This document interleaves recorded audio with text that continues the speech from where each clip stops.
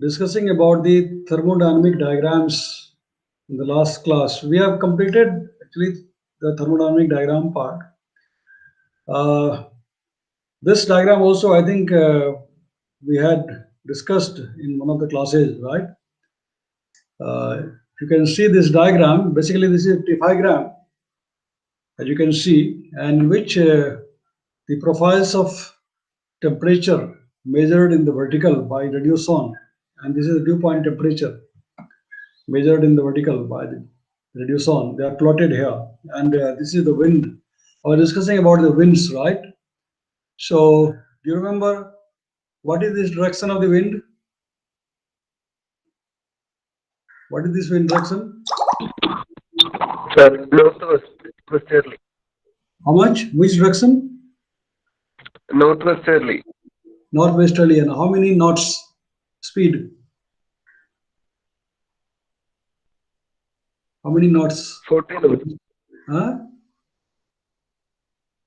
40 knots. Is this visible to you clearly on your screen? Visible to you or not? Yeah. How many knots? That was 30 knots. 30 knots. Yeah, exactly. 30 knots. Yeah. So you know about that now. Okay. And actually, this diagram is generated by the computer, because nowadays we have got the software to plot as well as to calculate many other parameters automatically. Earlier in old days, everything had to be done manually. But now, if you have a data fed into the computer, then you can automatically generate these kind of diagrams, right? But you must know the basis of that. And I believe now you recognize all the lines which are there in this diagrams, right? Because we had explained this many times earlier. So can somebody say what is this line called? What is this line called? Tell me. Everybody is silent.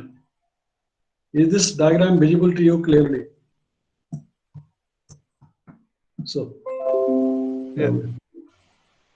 something happened. Okay, is this diagram visible to you clearly? Yes, sir. So, what is this line called?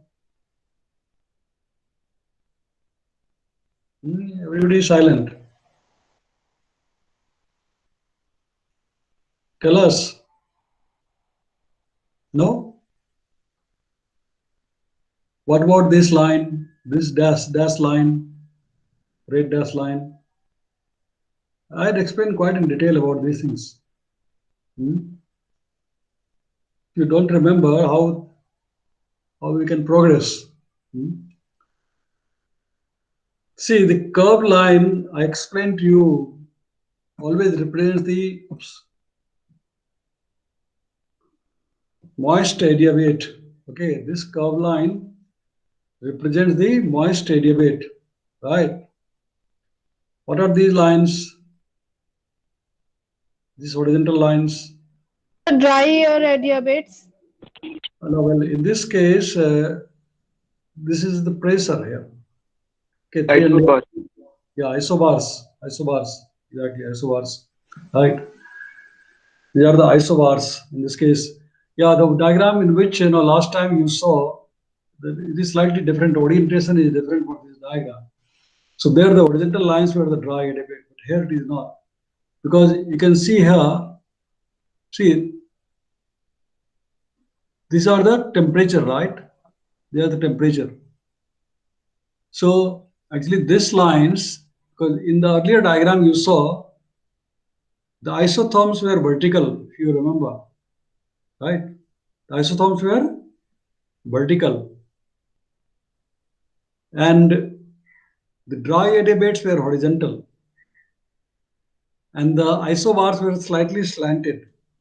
In the original diagram, this is plotted by the computer. If I go back, you can see in this diagram. Go back further, for example, I can see that in this case, the isobars are slanted. These are the isobars, pressure levels, isobaric levels. See? Can you see this? Yes or no? Yes, sir. Yeah. So isobars are slanted here. Okay. The dry adiabates are horizontal. Isotherms are vertical. Okay. And the moist adiabate or saturated adiabates are curved like this. Okay. So basically, the diagram just now you saw plotted by computer is the same diagram. That is also trigram. This is also trigram. But orientation is slightly different. Rather than having slanted isobars, as you can see,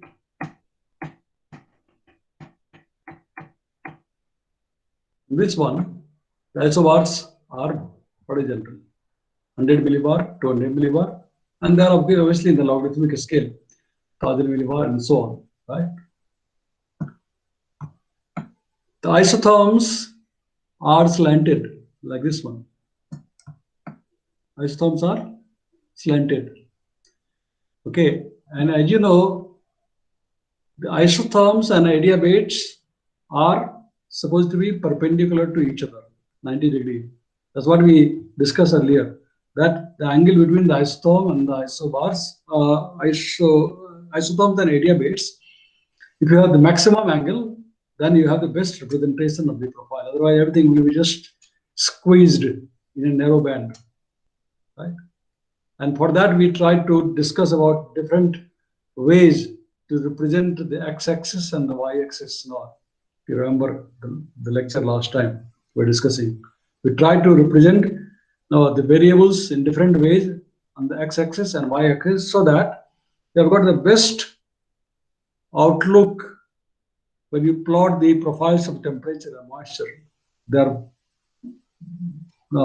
plotted in the best way rather than just everything getting squeezed into a narrow thin strip, right? And for that, we discussed that the angle between the adiabate and the isotherms should be 90 degree. And here, if you see that these are the temperature lines, and temperature lines are slanted. So the perpendicular to that, these temperature lines, those are temperature lines, perpendicular to that would be the adiabates, right? And so that means these are the adiabates. See, these line, this line, this line, this line, they are perpendicular to this slanted line. So they are the adiabates. The curved lines are moist adiabate. These curved lines are moist adiabate. Okay. If you were here, you would have to do the exercise manually, plotting the profile of temperature and moisture. I would have given you the data for temperature and dew point temperature and asked you to plot manually on the diagram, right? Then only you will learn. Otherwise, I have shown you this diagram earlier also, but I see that today in the class you have forgotten. Right? So unless you do practically plot yourself, you will not learn or you will not remember. Okay. So these are the things that you have to remember. Okay. And there are many other things which are computed by the software when you are plotting through computer. And I was explaining to you that this is the station number ID. This is for New Delhi station. Okay.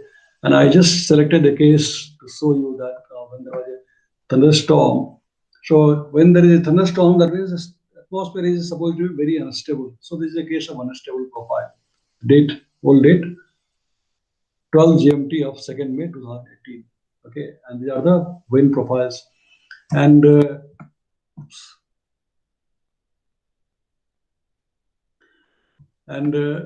these things are indicating the position like latitude, longitude, elevation. So this for New Delhi. So elevation of New Delhi is 216 meter above the sea level. Okay. And there are different indices. They are called convective indices. Showalter index, lifting index, okay, Schwed index, so many things. Convective total energy, total energy, convective available potential energy, K, kind, and many things. So everything is computed here by computer. And these convective indices, generally they are used by the forecasters to indicate whether there will be a thunderstorm or not. Okay, forecasting a thunderstorm is a big challenge. Even today also, we are not able to forecast a thunderstorm very accurately. Nor'westers, square lines, etc. Okay, we can give some probability. Okay, that this is likely to happen, but to tell precisely that yes, thunderstorm will happen at that location at that time precisely is still a big challenge. Okay, so the forecasters use many indicators, and these are some of the indicators. Right? They're called the convective indices, and every convective indices, maybe in some other class you will learn, has a threshold value to indicate that whether there will be a light thunderstorm or moderate thunderstorm or severe thunderstorm and so on, right? Depending upon the range of the values of these convective indices. Okay, and therefore, one index is not enough. Even if many of them are indicating the probability of occurrence of thunderstorm, still in reality, it may not happen at the place where you expect it to be. It may happen, but at some other place and some other time. So these are the challenges of forecasting them. So there are many parameters based upon which we try to estimate. Of course, the numerical model, NWP model, is a kind of synthesis of so many things, the physics and dynamics of the atmosphere plus the different processes that occur. Everything is put into the model, and therefore the product of the model is supposed to be closest to the reality. But even then, since the models are not perfect, so we still sometimes miss the events. Okay, this is just showing you the data, example of how the data looks like, and this is the STID, BIDD indicating the name of the station, Delhi. Okay, and this is the ID number 4212. I had explained to you last time. This is the time when the launch was taken. Okay, on 2nd May 2018 at 12 UTC. Latitude of Delhi, longitude of Delhi, elevation of Delhi. Okay, and these are the pressure levels, standard pressure levels: 100 millibar, 150, 200, so on. So up to it is showing 972 millibar, 1000.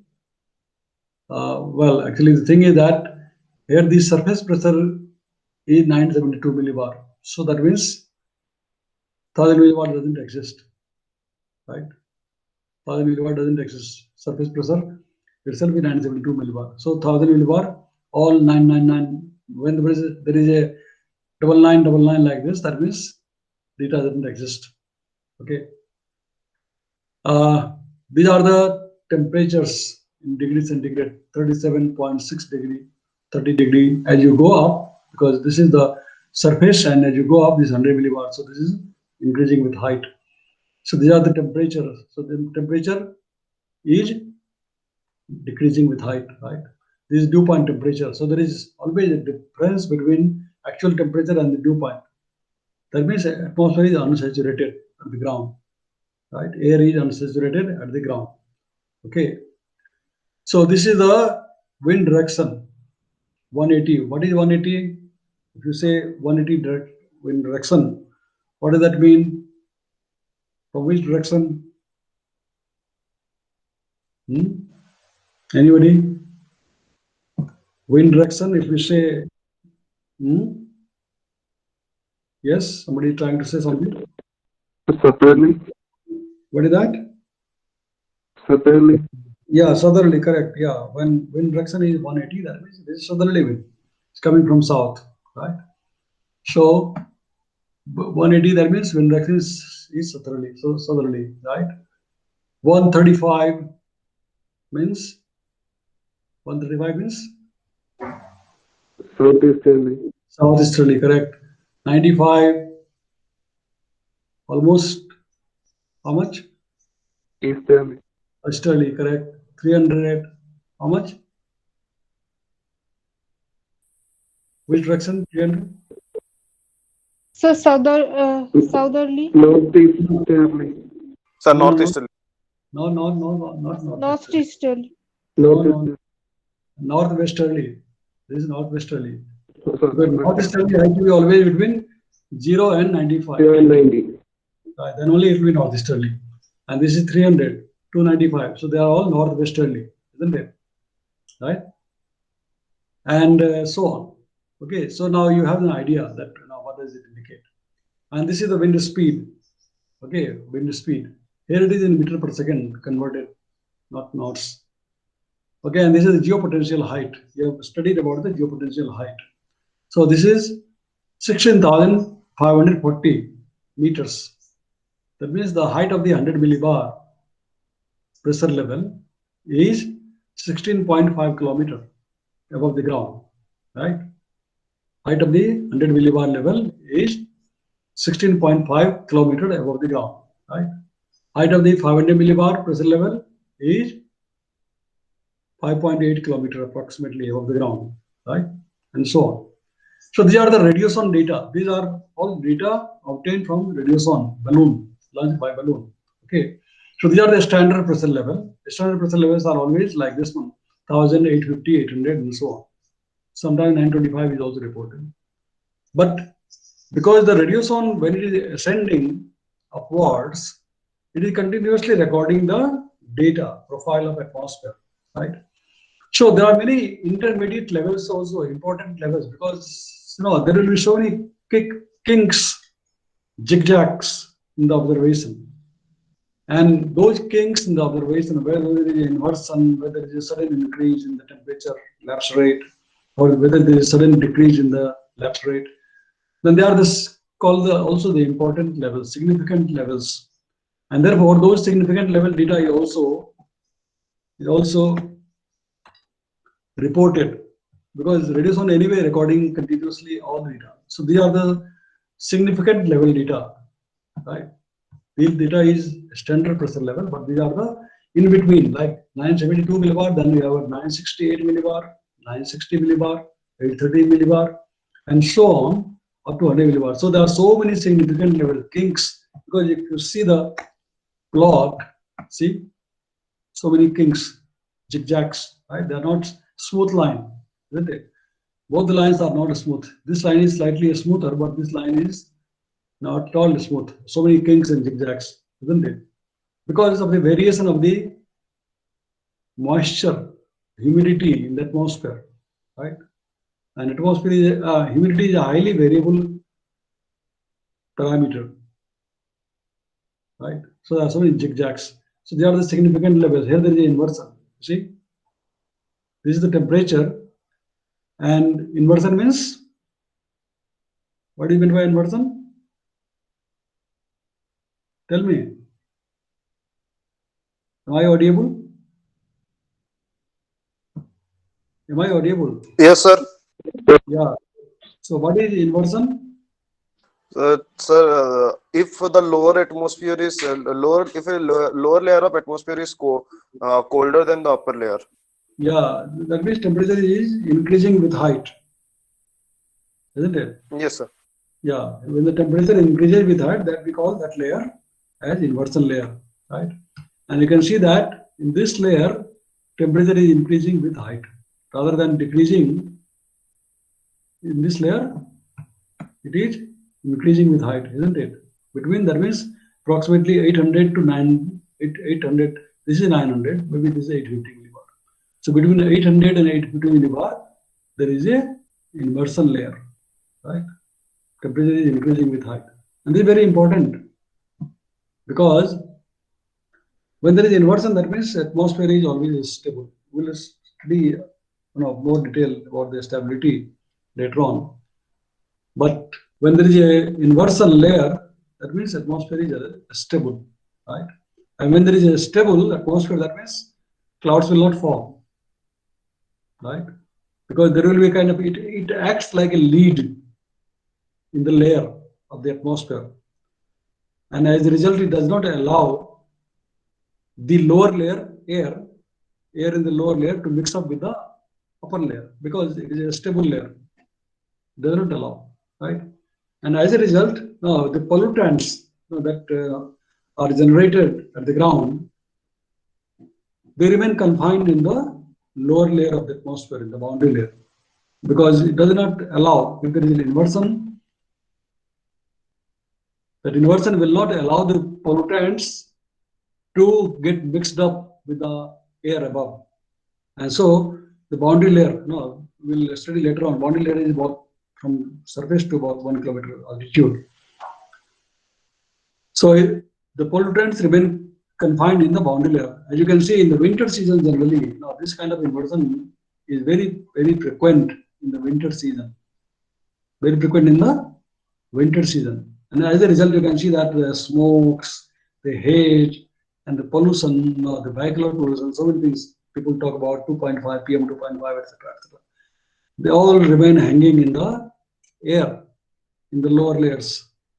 That means there is a inversion above, which is not allowing to mix up with the free air, free atmosphere above. Also, whenever there is a fog in the morning, you have seen the fog? Have you seen the fog? Yes, sir. Yes, sir. Yeah, in the winter season, generally they have fog very frequently. Nowadays, it is already happening, right?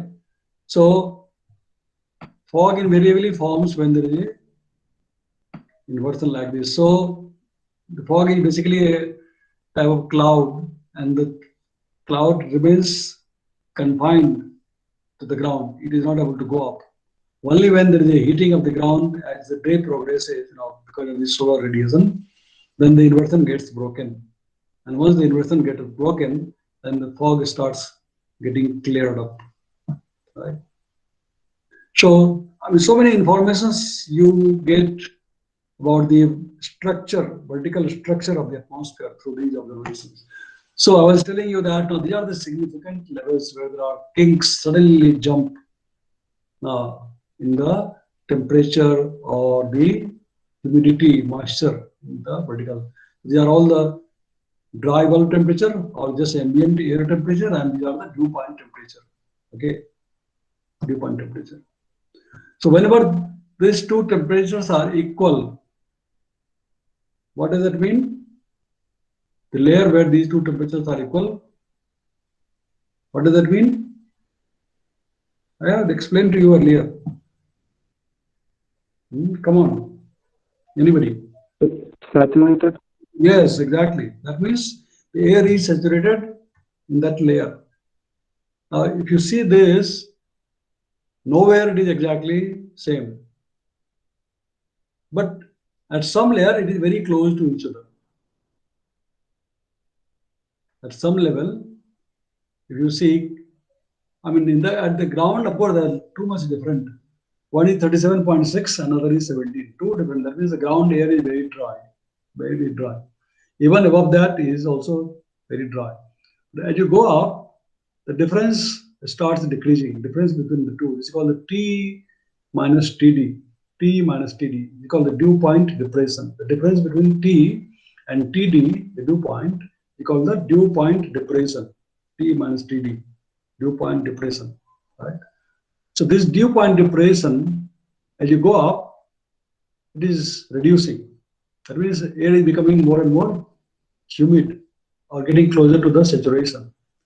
Where there is a saturation, there will be the LCL. We'll discuss about that later on, lifting condensation level. Okay. So this is another case of a very stable situation. This is on 13th of October 2019, last year. And you can see that at the surface itself, the temperature is increasing with height. Right at the surface. This is the surface starting point of the observation by the radiation, and instead of decreasing, temperature is increasing from the surface upward. Can you see this? Is this visible to you clearly? Is this clearly visible to you or not? Yes, sir. Yes, sir. Yes. So you can see that in this diagram, right at the surface temperature is increasing with height. That means the inversion is very close to the surface, right at the surface itself. And the height of the inversion, the depth of the inversion layer is though very shallow, maybe about 10 or 20 millibar, right?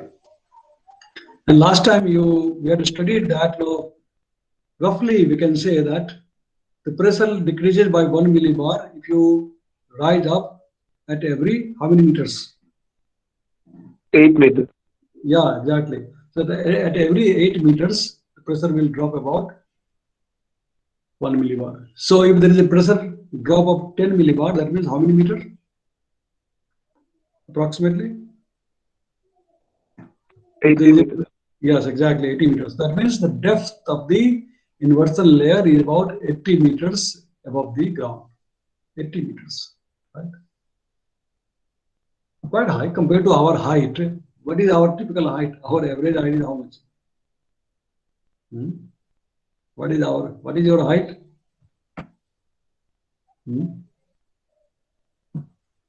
How much is our height? Normal height of the human being? 2 meters. Huh? 1.4 to 1.8 or meter. Yes, exactly. So let us say 1.8 meters. Let us say 2 meters. Somebody is very, very tall. Then maybe 2 meters is a very tall person. I mean, if somebody's height is 2 meters, this is a very tall man, right? So 2 meters is the height of the human being, and 80 meters is the depth of the inversion layer, right? Depth of the inversion layer is 80 meters, quite high, right? And so the entire pollutants, which are all smokes, which are released by the vehicles, traffic, etc., burning of the fuel, fossil fuel, grasses, I mean, so many things, agricultural things, wasted, they all get confined in this layer. I mean, if you look at the whole atmosphere compared to the entire atmosphere, this is just nothing, right? It is just a tiny part of the atmosphere, right? But where we live is this layer only. This is the surface layer, boundary layer, biosphere, whatever you call it, right? So for us, it's important to have this layer as a clean layer, clean air, right? That's why we are talking about so many things, pollution, etc., etc. Although everything is just a very thin layer, and if there is as soon as there is a wind, and you see look at the wind must be, that means either calm or very weak. And look at the wind here. How much is the wind here? How much is the wind? Half 5 knots. Yeah, 5 knots, exactly. Here it is 0. Right? Here it is 0, and above that is 5 knots. That means wind is very, very weak, hardly any wind. So as soon as the wind blows or intensifies, this inversion will get broken. Right? This inversion will not remain if there is a strong wind. Right? And therefore, in a windy morning or a windy night, fog does not form because it does not get chance. It does not get chance to remain confined here because it's all advected or exchanged, mixed with the upper air, right? So these are the different characteristics. Okay, so this is the case of a stable atmosphere over Delhi in October 2019. Okay, and there are significant layers.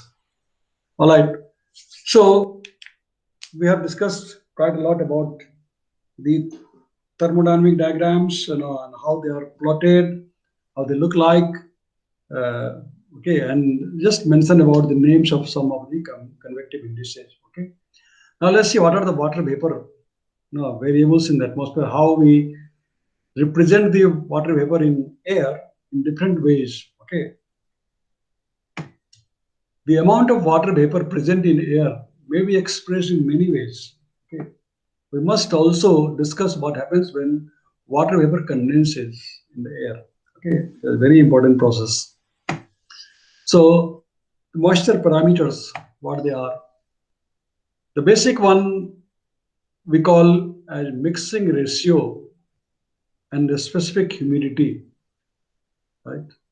Generally, you might have heard about the relative humidity. Name itself implies relative humidity.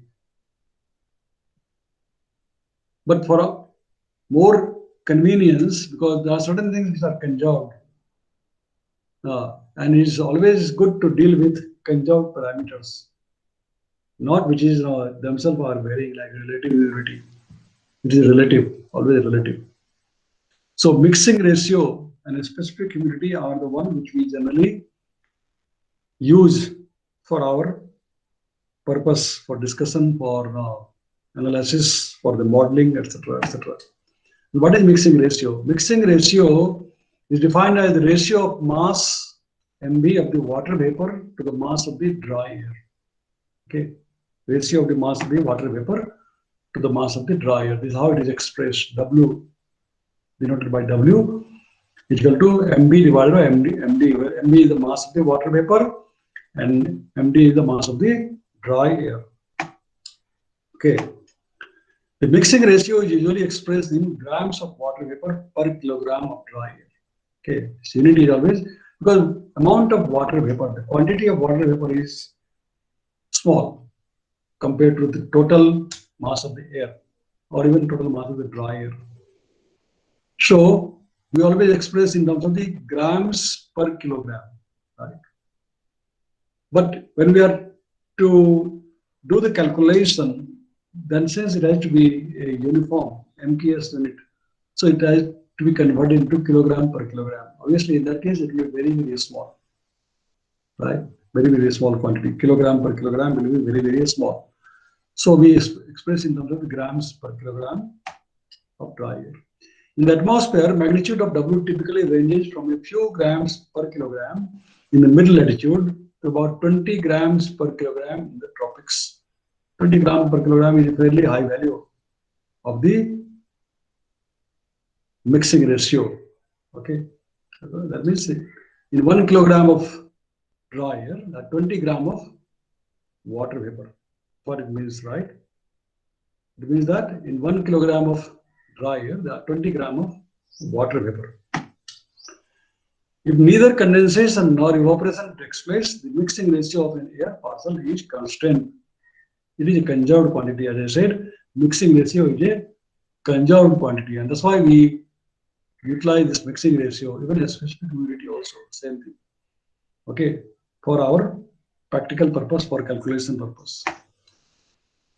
Now, what is a specific humidity? Basically, they are very close to each other. The mass of water vapor, MB, in a unit mass of air. Here we are talking about the dry air, but here we are talking about the air. That means total dry air plus the water vapor is called the specific humidity Q. Generally, its standard notation is Q. Okay, this is the definition of the specific humidity. See the minor difference between mixing ratio and the specific humidity. In this case, this is the mass of the dry air. In this case, this is the mass of the air, that means dry plus water vapor, which are almost the same because since the water vapor amount is so less, 20 gram in 1 kilogram, very small, right? So that means MD and the total mass are almost the same. And we can write Q equal to MV divided by MB plus MD, right? This is mass of the water vapor divided by mass of water vapor plus the dry air. And you can write this as equal to W divided by 1 plus W, okay, using this formula. Because the magnitude of W is only a few percent, it follows that the numerical value of W and Q are nearly equivalent. The specific humidity is almost same as the density of the vapor. This is another important point you should remember. The specific humidity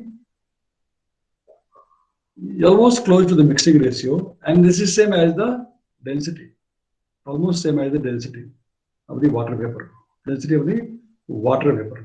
Okay, so you can approximate the density of the water vapor based upon the specific humidity that you have measured, okay, by instrument.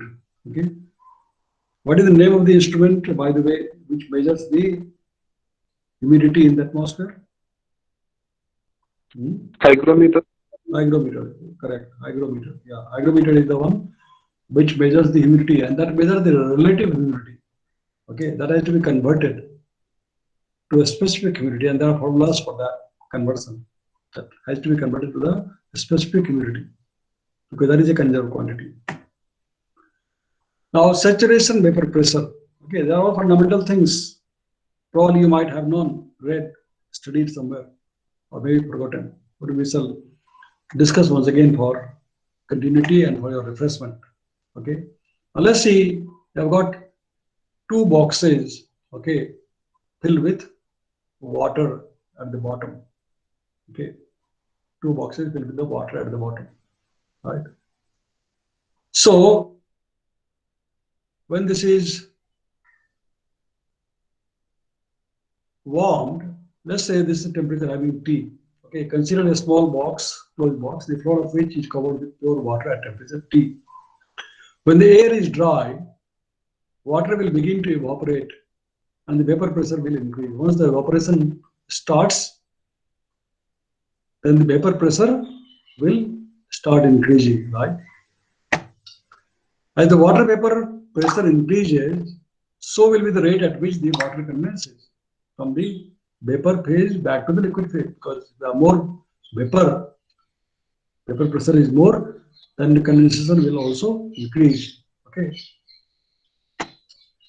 If the rate of condensation is less than the rate of evaporation, the air is supposed to be unsaturated at that temperature.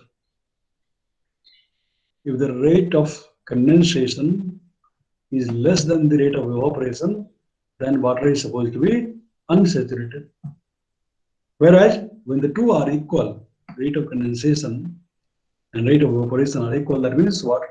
Air is supposed to be saturated. Okay. And this E is used as a standard symbol to denote the vapor pressure in the atmosphere. And the ES is a standard symbol used to represent the saturation vapor pressure. Right? Saturation vapor pressure. When the rate of condensation is equal to the rate of evaporation, in this second diagram, the air is supposed to be saturated with respect to pure water at that temperature, because this is a function of temperature. Okay. And the pressure ES is called the saturation vapor pressure. Okay. But this is a relative term. I mean, it is a function of temperature. If the temperature increases, then saturation vapor pressure will also increase. Because if the temperature increases, the water holding capacity of the air will also increase. Right? And so the saturation will occur at a very large amount of moisture, then only it will get saturated, otherwise it will not be saturated. If the air temperature is cooled, then even with a small quantity of water vapor, it will get saturated. Do you get the point? And therefore, in the winter season, because the temperatures are cold at the ground, so the saturation reaches very quickly. Even with a small quantity of water vapor in the air, saturation will reach easily, quickly in the winter season. Whereas in the summer season, because the temperature is high, you need more amount of water vapor, large amount of water vapor for saturation to reach. Right? So this is a function of the temperature.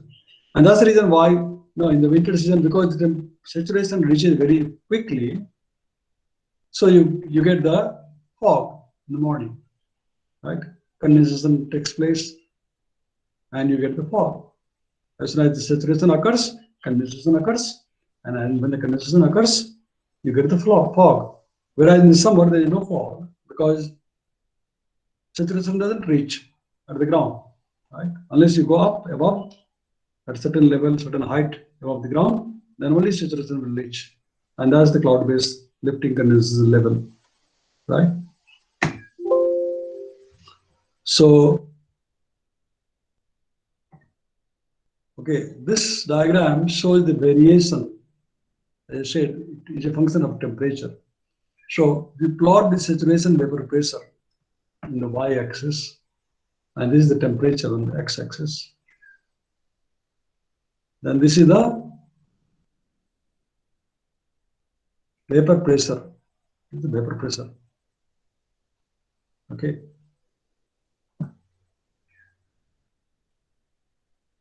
And on this side is plotted with the difference between ES and ESI.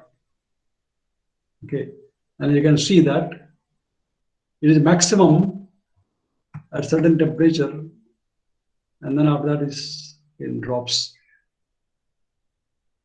So with respect to what, when we say saturation occurred, that means with respect to water vapor or ice or what, because accordingly it will be different. Value saturation with respect to water is different than the saturation with respect to the ice. Okay, so it is a relative term. Also, it is a function of the temperature. Okay, now you can see from this diagram that the magnitude of this difference ES minus ESI reaches its peak value at minus 12 degrees centigrade. Minus 12 degrees centigrade. This is the maximum at that, and after that suddenly it will drop. Okay, drops. So the rate at which water molecules evaporate from water or ice increases with increasing temperature. Consequently, both ES and ESI increases with increasing temperature. The vapor pressure and the saturation vapor pressure with respect to water or with respect to ice will increase with increasing temperature. As a rough rule of thumb, it is useful to bear in mind that the saturation vapor pressure roughly doubles for a 10 degrees centigrade increase in the temperature. Just a rough figure, okay, for your approximate calculation. The saturation vapor pressure roughly doubles for every 10 degree increase in the temperature. The next is saturation mixing ratio. Okay, saturation mixing ratio, similar to the definition of the mixing ratio. The saturation mixing ratio, WS, with respect to water is defined as the ratio of mass of saturation vapor, saturated mass of air, water vapor in a given volume of air that is saturated with respect to pure water to the mass of dry air. That is omega S or WS is equal to ratio of MVS divided by MD, where this is the mass of the saturated water vapor in a given volume of air. Okay. Let's say this is equation number 20. Now, because water vapor and dry air both obey the ideal gas law equation, therefore we can write WS is equal to ratio of rho prime S divided rho prime D, where rho is the density. Okay, which is equal to ES divided by RVT, where this is the gas constant for the water vapor temperature from the equation of state, ideal gas equation, divided by P minus ES divided by RDT. This is the gas constant for the dry air. So this is the formula for this saturation mixing ratio. Saturation mixing ratio formula is this one. Okay,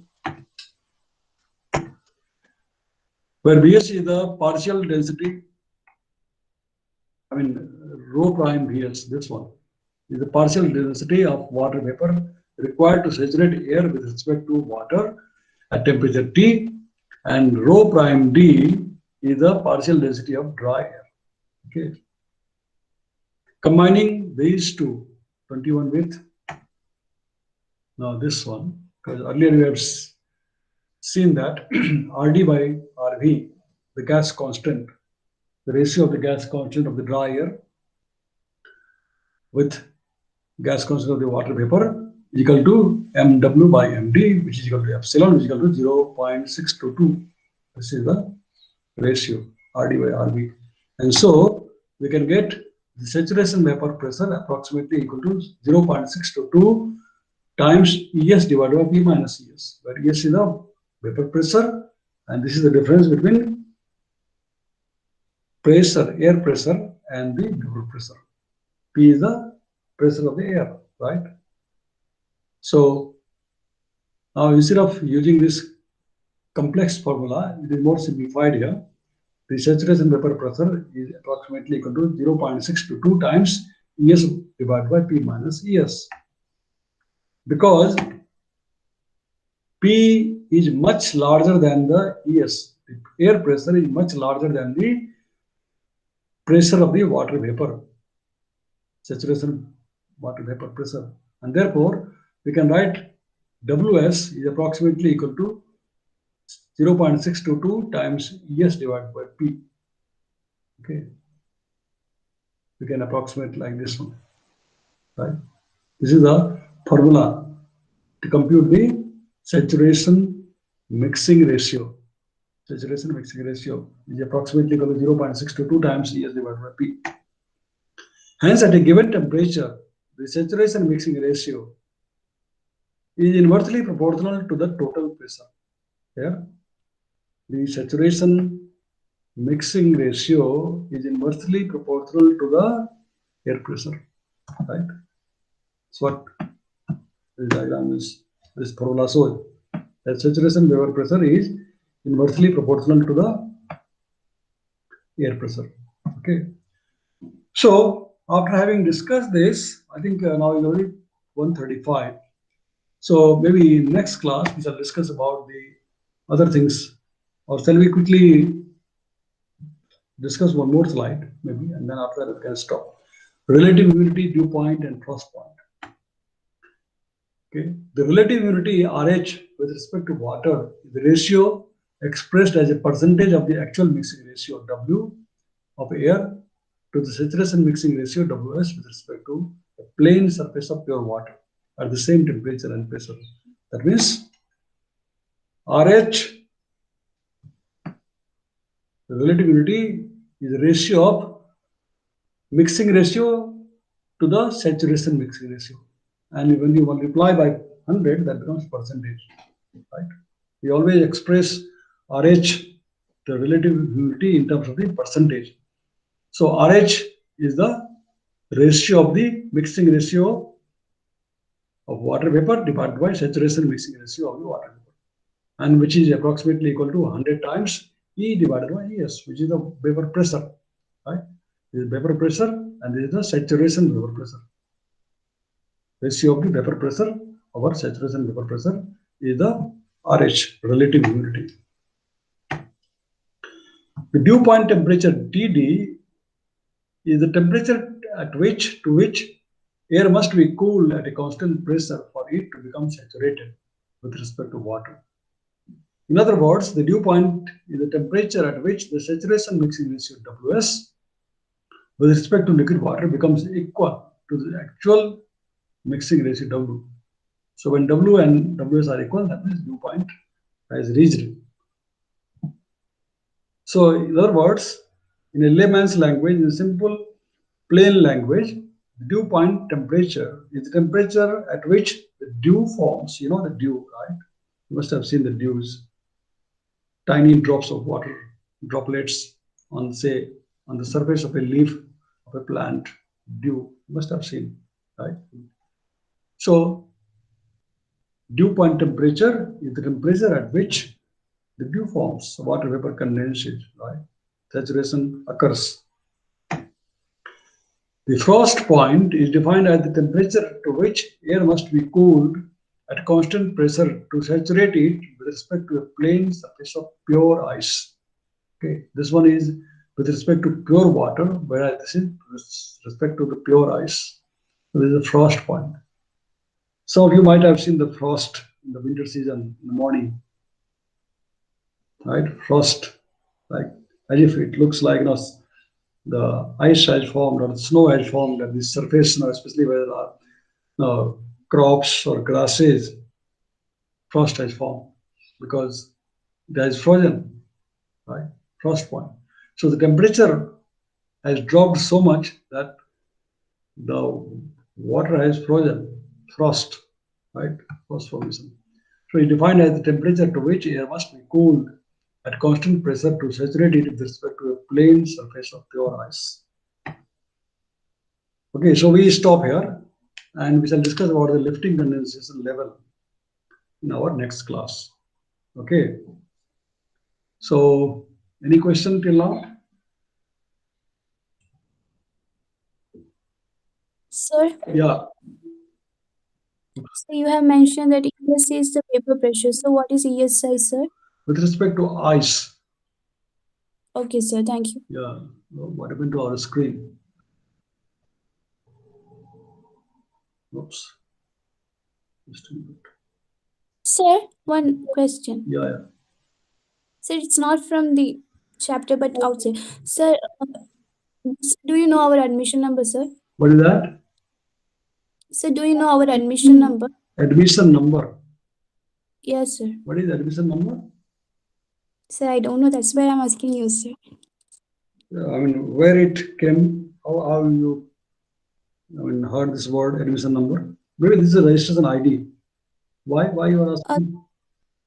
No, sir. Actually, I need that one. And also, you, while giving the assignment, you just wrote no that we have to Oh. write the The ID. So all of you must be having a registration ID, right? Because in the list of the students, we are all given the registration ID. I think when you registered for the CUCT, you had a registration ID, right? When you registered, when you applied for the CUCT, did you have a registration number? Yes, sir. Yeah. Yes, sir. Like, Yeah. I think, yeah, that is your registration ID. Registration ID. Because you are identified, each student is identified with that ID, right? And I think all of you should have. Right now, you don't have the, what is that called, iCard, right? Because you are not in the campus. But once you come to the campus, you will get a university iCard, right? And without which you will not be allowed to enter any premises, whether it is a hostel or whether it is a library or any academic block. Everywhere, security guards will check your ID. So in that ID, your registration ID will be written. Okay, and that registration ID, I think, is the same as the one which you registered when you, when you applied for the CUCT, whatever registration ID you had, that is the same ID. Okay, and that will be also printed on your iCard. Is that clear? yes, sir. Yeah, I mean, if you, let me see if I have, I think, yeah. I think I can read your registration ID if you want, if you don't remember. These are your registration ID. Like the first one is Deepak. Deepak's registration ID is PG22009350. Deepak? Yes, sir. Yeah, Barsa is PG2200888926. This is your registration ID. Okay, Devas. So I think you have these numbers with you, right? All of you? Yes, sir. Yeah. Yes, sir. These are your actually registration ID. CUCT registration number. When you apply for the CUCT, that is your registration number. And there is a roll. Exactly. Yes, sir. We So have this that will be number also in our mentioned in your provisional iCard. admission letter, sir. We have this number, Yeah, sir. exactly. So this will be mentioned also in your iCard. When you get the iCard and when you come to the university identity card, this number will be mentioned there. Okay, so you have to remember this number. It will be useful as long as throughout your MSc. Okay. So I think this is what I meant when I said that fill up your register number. That's what I meant. Okay. So is that clear? All of you Yes, sir. must be having that. Yeah. And I saw that Vijit. Yes, sir. Vijit, are you there? Can you hear me? Yes, sir. Yeah. When you submitted the assignment, you did not write your name, your nothing. You wrote no department, no date, Oh, nothing. Sorry, sir. Sorry, sir. Yeah, you should write those things. No? These things are basic minimum things. Although I had mentioned in the mail, but this should have come up by yourself. Okay, sir. And Okay, actually, also another thing all of you should keep in mind, when you are mailing the file, your assignment file, you should always name your file with your name. Because otherwise, when I download those files, I will mix up. Unless I open the file, how will I know that whose file is this? So the file name should be always your name. Like Vijit, you are submitting the file, You should name your file as Bijit. Okay, sir. And everybody, for everybody this is. Okay, Rahul and Barsa and everybody. Right. Don't write my name. Some of you have written my name, SD assignment, something like that. SD assignment 1. What is the use of writing my name? You write your name. Then I will know that this is your file. Okay. Otherwise, I have to rename the entire thing. I have to download all the files and then rename with your name. Then only I can know that this is from the top. Otherwise, I have to open the file. Okay. So next time onwards, all of you should rename the file according to your name and then only upload. Before uploading the file or sending to me by email, you name the file by your name. Okay. And date. So this will be clear. Okay, so we have to stop today. Is there anybody who came late and whom I did not note down the attendance? I joined it later. Except those. Oh, Mrityunjay Sethi. Yeah, Mrityunjay, तुम Yes, देर से sir. आए क्यों आए देर से? देर क्यों हो गया तुमको? सर नेटवर्क और तुमने असाइनमेंट क्यों नहीं सबमिट किया तुमको? सब चैप्टर ठीक से रिव्यू नहीं कर दी। आज सबमिट कर दूंगा। आज पॉजिटिवली सबमिट करना है. Okay. Yes, sir. What about Sangram? Is he there today? Sangram? I knew.